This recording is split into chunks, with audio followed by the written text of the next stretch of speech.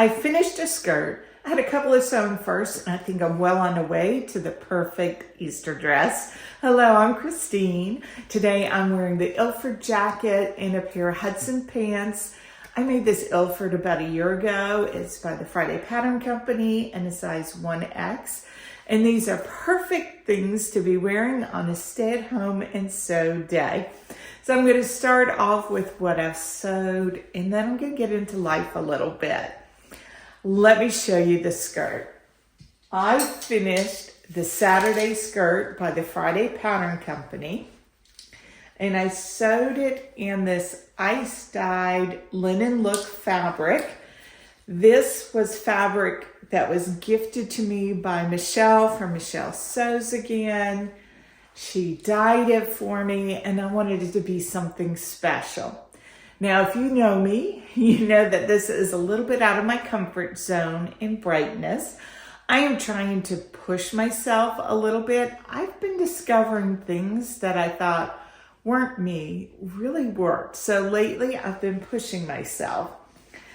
This was an easy sew. I'm not going to talk too much about it today because I am going to be doing a makes video. And I'll talk more about the skirt and construction and that. I will say that I do love this.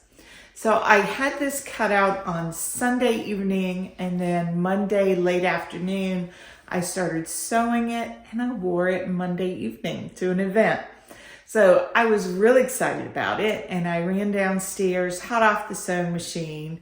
I was wearing an athletic top that was very bright, yet didn't coordinate or match this in any way whatsoever. I ran downstairs to show Charlie, and he said, "Wow, that's bright." So on that note, I ran back upstairs, went through my closet to find something that would work with this, and I found my cielo, or I should say cielo top in like an olive color, and I put on a belt and put on a pair of strappy shoes, went back downstairs, showed Charlie, and he was, "Ooh, that's nice. I like that." So I ended up wearing this Monday night to an event at church. I got several compliments on it, and I can really see this being a staple in my wardrobe, despite it not being my usual look. I would like a little bit of help here in styling. I found a huge difference when I went upstairs and changed and put on something close to my face that was in my color family and also a little bit more me. I had intended to make the top to the set to go with this. I thought it would be a real look, a real vibe, and I didn't have enough fabric, and it's probably just as well that I didn't, because I think it would have been too much for me. There's pushing your comfort zone and trying something, and then there's also going way beyond comfort zone to where you're not comfortable in it. I have about a yard of the fabric left, and I'm definitely going to make something else out of it. I love it. I just don't think that it would have been me to have it all over.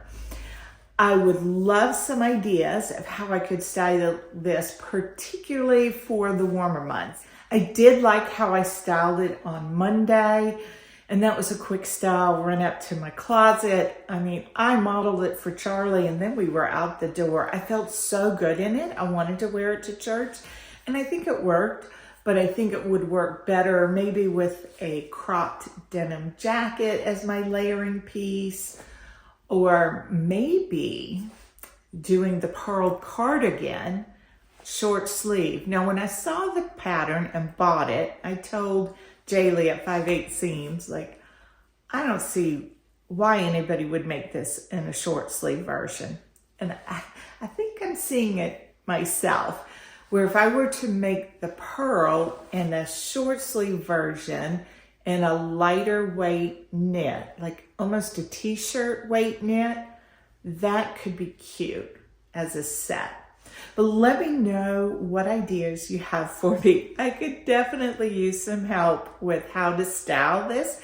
I do think it worked to tie it together with the turquoise necklace that I wore Monday. So I did think it looked good, and I think I'll wear it like that, but I need some more options, and I'd love to know what you think about that. So that was a successful start to the week, bang, right out of the gate. And then you're going to be so proud of me. I definitely made myself a priority, and I have started on my Easter dress. And by started, I mean I've done my first toile or muslin, and I need to do another fit muslin. But I was so surprised how this Myosotis dress is working for me pretty much out the gate. I have one issue, well, two that I need to correct, and let me talk you through them. Let me show you my fit muslin. So I call this my down and dirty fit muslin. I have put in my bust darts and the waist darts. It's a little bit hard to see in this Imperial Batiste. I like to use the Imperial Batiste for muslin fabric. I got a bolt of this for a real inexpensive price, and it's got a little more drape and fluidity to it than a standard calico or muslin fabric would. So I like using this as a muslin, and you can see I was not shy on using my Sharpie to mark my point. What really surprised me was the darts. I did not have to move the bust darts, change them in any way, and same for the waist darts. Now, I had read several reviews and looked at several videos of the Myosotis dress, and I think just about everybody talked about lengthening the bodice, that it was too short and they wanted something to hit them at their natural waistline. I want mine to be more of an ampere waist, so I did not adjust it in this first muslin here. I thought I would be very happy for it to be at the rib cage and not at my natural waist, but it is so cropped. There's a 5/8 inch seam allowance, and it hits right here on me, right at the bottom of my bra band. So with that seam allowance, it would be cutting right across my lower bust and not be the look I'm going for. So what I did is I got my pattern piece. Well, first I did a little video of what my fit muslin looked on. I sent it to my sew sisters, got some input from them, and I decided to lengthen the bodice by 1.5 inches. I still want it to be kind of high on me. I just don't want it to be all up in my bra. So I've added 1.5 inches. I'm going to do another fit muslin. The other thing that I need to do is I need to make a shoulder adjustment. And these are two things that I've never done before. I have never lengthened a bodice that had a waist dart. I may not have sewn a garment with a waist dart, but it was so simple and very intuitive on how to make that adjustment. So that was a quick, easy peasy adjustment. The other thing I've never done is I've never done a narrow shoulder adjustment. Either I haven't bothered or I have not needed to, but I desperately need to on this Myosotis. Let me show you the fit muslin. And this is why it's important to go ahead and put that sleeve in. So this is my shoulder seam, and this is where my shoulder hinge is. That's 1.25 inches. And it looks really sloppy hanging down. It does not look like, oh, this is intended to be a dropped shoulder. I mean, particularly in this cotton, it probably would look sloppy if it were intended, but I looked at lots of photos and I think that it really should be at my shoulder joint. So again, I asked my sew sisters, how do you do your narrow shoulder adjustments? And Izzy was so kind to answer me at around 6 a.m. this morning. She used Helen Closet's tutorial for a narrow shoulder adjustment. And I know she makes that adjustment frequently. So that's what I'm gonna do. I've already marked up my pattern piece. As soon as I upload this video, I'm gonna be making the alterations to this pattern. And I am gonna use the technique found in Helen's Closet's blog post. I'll link it below if you're interested. I'd love to know if you've made the Myosotis dress and have you had to make any adjustments to the pattern that surprised you or that you were expecting. I certainly was not expecting the bust dart to be in the right place or the waist darts. And I do give my new bra some credit as to why I did not need to lower the bust darts, but very happy with how this is coming along.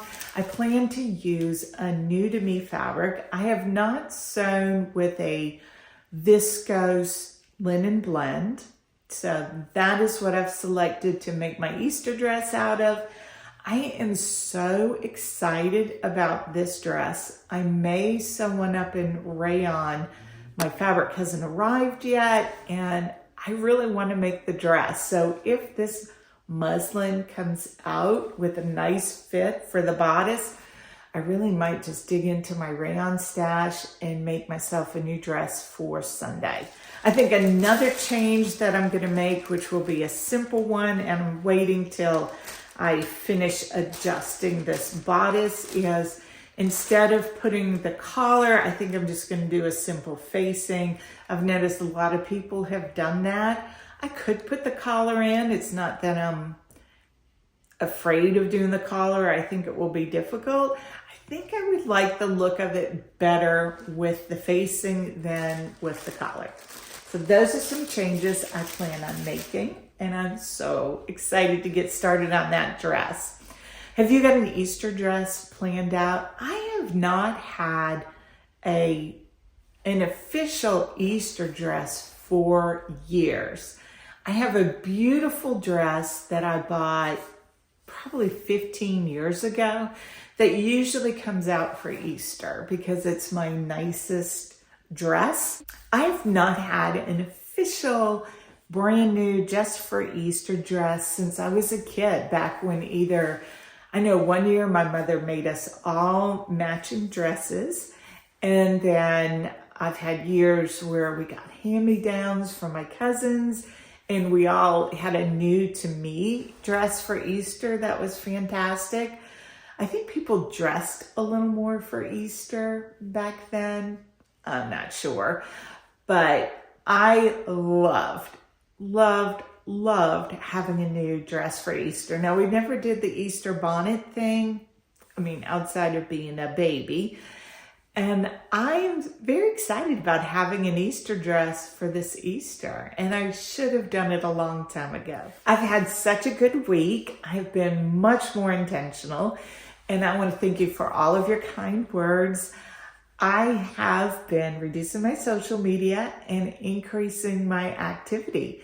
And by increasing my activity, I don't just mean exercise, so that has definitely increased, but I am becoming more engaged in my town, in my community here. So I did a couple of things that were a twofer. I went on a really long walk, and that walk also included stopping at the private library in town, and I joined. Had a very lovely conversation with a volunteer there, found out about a book club that meets. So check, that's me being more engaged in my community. And I think I walked about 4 miles that day with walking to do some errands and so forth. I met a couple of friends for lunch yesterday, and we had such a good time. It was a beautiful sunny day. We sat out on the porch of the restaurant, had a nice dinner, and it was really lovely. I still have to catch myself, but I'm not falling down that rabbit hole, and I'm getting so much done. It's been really interesting around here because I know I had mentioned that I genuinely kept a pretty tidy house. So it's not like I had a huge backlog of chores. Most of my activity that I wanted to increase was getting out there and being more involved in the community. But I have also been using those early morning hours if I don't want to wake people up, or more importantly, I don't want to wake the dog up. I've been reorganizing some things. Some of the changes have not been received with resounding success and applause. I have changed some things in the kitchen. We used to have this really large bowl for all our vegetables, and I washed that bowl. I put it away in a smaller basket for the potatoes and onions and garlic and that kind of thing. And you would think that wouldn't be a big deal, but Charlie wasn't too happy with it. He just wanted to know where the big bowl was and thought that was a better way of storing the vegetables. But I went out just by strictly not disclosing where I put the bowl. And I know he doesn't watch this video, so he doesn't know that I washed it and put it with all the big serving pieces. Like, that's the first place I would look for him. But he won't find it. All joking aside, it's been a really positive change for me. I like feeling more productive, and it's good for me. I'd love to know what you're working on. Let us all know below, and I'll see you soon.